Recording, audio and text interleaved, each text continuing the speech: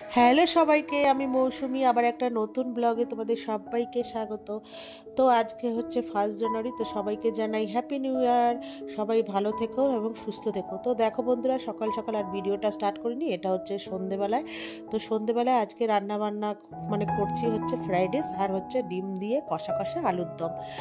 তো সারাদিন ভিডিও করিনি, ভালোও লাগলো না। আর 1 জানুয়ারি থাক, একটু সবার সাথে আনন্দ করলাম, ওই জন্য আর ভিডিও করিনি। সবসময় তো করেই থাকি।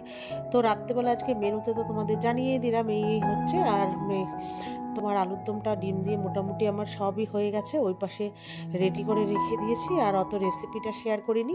আর এখানে হচ্ছে তোমার সব সবজি দিয়ে ফ্রাইড রাইস।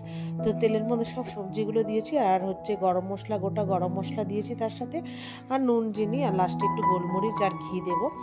তো তার উপরে না আমার একটু ঘরে পনির ছিল, ওই পনির ডাস্ট করে দিয়ে দিয়েছি হাতে ম্যাশ করে আর কি। আর মেয়ে বলেছে সন্ধেবেলায় খিদে পেয়েছে, তো এখানে না স্যান্ডউইচ বানিয়েছি।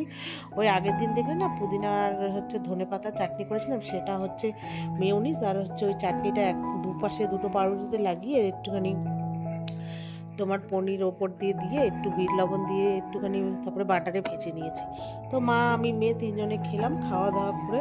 আর মেয়েকে পড়াতে এসেছিলো, তো যেহেতু মেয়ে সামনের সপ্তাহ থেকে এক্সাম শুরু হবে ওই জন্য। তো এই তিনজনে মিলে খেলাম, খাওয়া দাওয়ার পরে এই যে রাত্রিবেলা এখন বাজে 10টা, তো বড় ভাই খাবে, ওকে খেতে দিয়েছে। তো সবাই বললো বেশ ভালো হয়েছে, তারপরে আমরাও খেয়ে বাড়ি চলে এসেছি। তো চলো বন্ধুরা, টাটা। ভিডিও